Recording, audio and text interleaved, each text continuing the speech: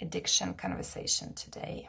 Again, I want to tell those of you who haven't been around addiction much, don't know much about it, or that in the addiction field, researchers and medical professionals who dedicate their life to it and study it, the opinions vary. There are different camps, I would say, from my point of view, like what addiction is. We now say it's a disease, and for substance abuse, and it's a brain disease. There are still those that say, no, it's not a disease, it's a maturity. And so there's various opinions, and there's truth, truth to everything. As we know, everybody is at least 10% right, at least 10% right. So there is at least 10% truth in anything, even if you completely disagree with their opinion. So I was actually researching addiction at the organizational level. How organizations get into addictive patterns, right? And because, as I used to joke, it's not my joke, I heard it somewhere, that drinking is not the problem, it's a solution.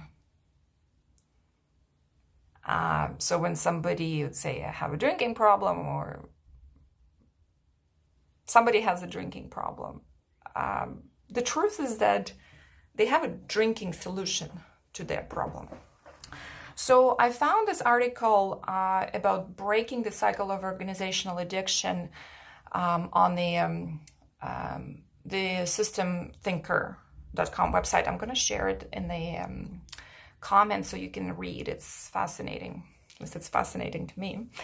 And the author of the article, MEADOWS, compares adaptation to addiction. So, and it's something new actually for me, because there's so many different definitions of addiction, so many different perspectives you can look at what the actual cause or dynamic is. I'm just going to read it out. I have it on my second screen. I didn't memorize it yet.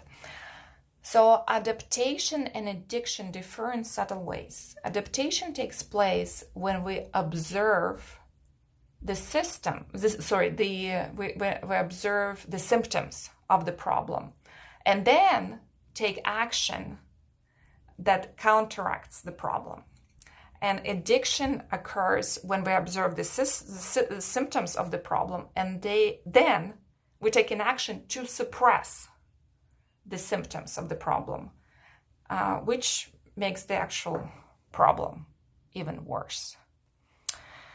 Yeah, so that's all for today. Check out the article, and I will be talking more about both addiction on a personal level, when it's our emotions and feelings that we're suppressing, and instead of getting data from them, and